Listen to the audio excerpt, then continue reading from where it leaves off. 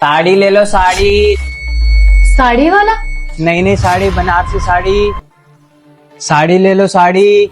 नई नई साड़ी बनारसी साड़ी। साड़ी वाले भैया सा... जी मैम साहब। जरा ऊपर आना। जी आया। आ जाओ भैया अंदर। अंदर मैम साहब? अरे वो साड़ी देखनी है ना, तो अंदर आ जाओ। हाँ ठीक है। यही रख दो इसे।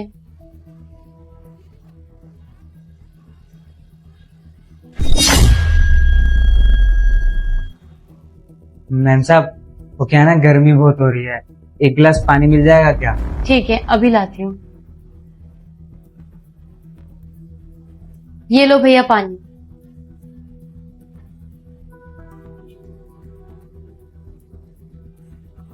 धन्यवाद मैम साहब। मैम साहब आप बुरा ना माने तो एक बात पूछो आपसे। हाँ पूछो। आप इस घर में अकेली रहती हैं क्या? घर में अभी तो कोई नहीं है फिलहाल। क्यों, क्या हुआ?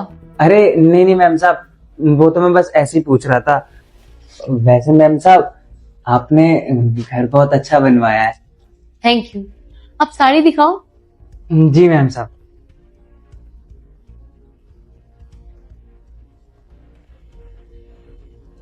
ये देखिए बनारसी, प्योर बनारसी साड़ी है ये।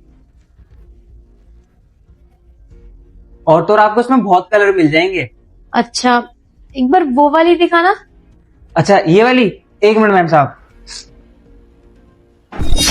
आप ये नीली वाली साड़ी पहनिए मैम साहब, आप पे इतनी प्यारी जचेगी ना, बहुत खूबसूरत लगोगे आप इसे पहन के। वैसे मैम साहब आपसे एक बात पूछूं, आपके पति करते क्या है? मेरे पति डॉक्टर है। वैसे आपको क्या करना है?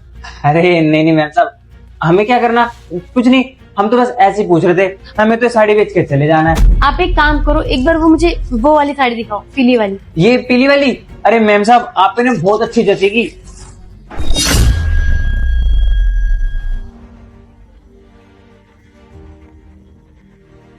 ये लो आप।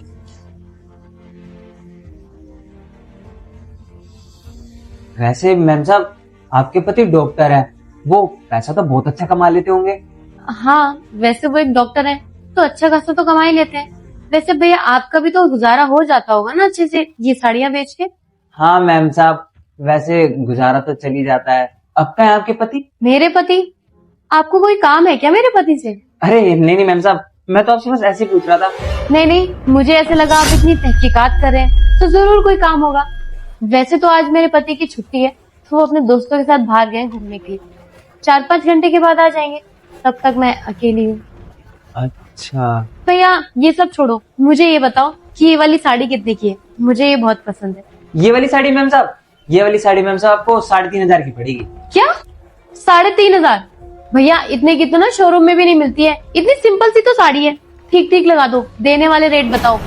चलिए मैम साहब, ना आपकी ना मेरी, और वैसे भी आपने मुझे पानी पिलाया है, इतना तो मैं आपके लिए कर ही सकता हूँ। आप इस साड़ी के मेरे को 2500 रुपए दे देना, उससे 1 रुपया कम नहीं करूंगा आपको। ये लो, पूरे 2,000 है। अब इससे ज्यादा तो मैं इसके नहीं दे सकती। अरे मैम साहब कम से कम 2500 रुपए तो दीजिए। देखो भैया 2,000 रुपए बहुत होते हैं साड़ी के लिए। वैसे भी इतनी सिंपल साड़ी है, मैं ज्यादा नहीं बता रही हूँ। 2,000 बहुत है, आप लूटो मत। 2,000 में डन कर दो और मैं ये ले रही हूँ। चलिए ठीक है मैम साहब, कम से कम बोनी तो हुई। वैसे मैम साहब आप घर में अकेली हो ना? अरे भैया हद हो गई, बार बार एक ही सवाल पूछे जा रहे हैं, मैं घर पे अकेली हूँ या ना हो। आपसे क्या मतलब है? हाँ ज्यादा तहकीकात मत करिए। कभी हस्बैंड कहाँ है, ये कहाँ है, वो कहाँ है, ये सब बातें मुझसे मत पूछो। खुद ज्यादा बोल नहीं रही हो ना, तो ज्यादा ही बोलते चले जा रहे हो तुम।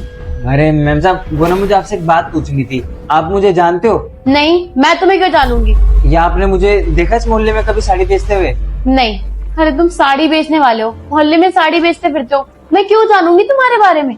जैसा कि आपने मैम साहब मुझे बताया कि आप इस घर में भी अकेली हैं, और इस घर को देख के लगता है कि आपके पास पैसा भी बहुत है, और जैसे कि आपने बताया कि आपके पति डॉक्टर हैं और उनका ना आने का पता ना जाने का पता, और आपने एक बार जानने की कोशिश भी नहीं करी कि मैं कौन हूँ, मैं क्या करता हूँ, मैं सही में साड़ी बेचता भी नहीं हूँ।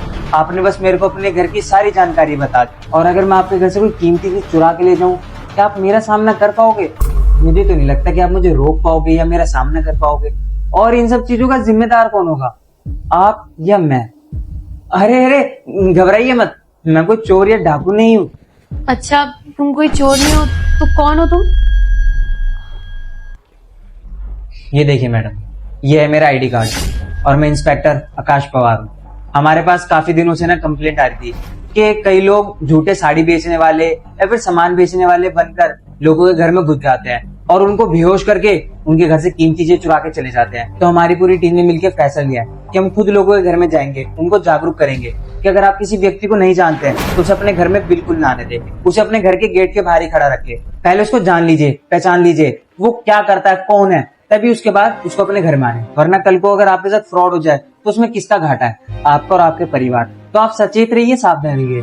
मेरा मेन मोटिव आपको अवेयर करना ही था और मैं आपसे माफी मांगूंगा कि मेरे को आपके घर में ये साड़ी वाले का भेज लेके घुसना पड़ा, तो प्लीज मुझे माफ कर दीजिए। थैंक यू सो मच भैया, आपने मुझे आज इतनी सारी बातें बताई, मुझे अवेयर किया। इन सब चीजों पर तो मैं कभी ध्यान ही नहीं देती थी। कोई भी मेरे घर आता तो मैं उसे आराम से घर में बुला लेती और खाना पीना भी देती, पर कभी मैंने ये चीज नहीं सोची कि हो सकता है कि कोई मेरे साथ फ्रॉड करे और हो सकता है कि वो कोई चोर हो, मेरे घर चोरी कर ले। मैंने ना अपने घर की इंफॉर्मेशन भी दी थी। आज तो यहाँ पर आप थे, आपकी जगह अगर कोई और होता, कोई चोर होता तो फिर क्या होता? इससे तो मुझे भी नुकसान पहुंच सकता था और मेरे घर को भी। आज आपने ये सारी बातें बता के ना मुझे एक बहुत अच्छा लेसन दिया मेरे आगे फ्यूचर के लिए, कि आगे से मैं इतना अवेयर रहूंगी कि कोई भी मेरे घर आएगा तो मैं पहले उसे जानूंगी कि वो कौन है और किस लिए आया है, उसकी आईडी वगैरह चेक करूंगी, तभी उसे घर के अंदर एंटर करूंगी। थैंक यू सो मच भैया, आज आपने मुझे एक नया लेसन दे दिया। आगे से ना मैं इस चीज का अच्छे से ध्यान रखूंगी और अपने फैमिली वालों को भी यही चीज समझाऊंगी। और मैडम मैं भी ये चाहता हूँ कि आप लोग जागरूक रहें और कोई भी दुर्घटना होने से आप बचे रहें।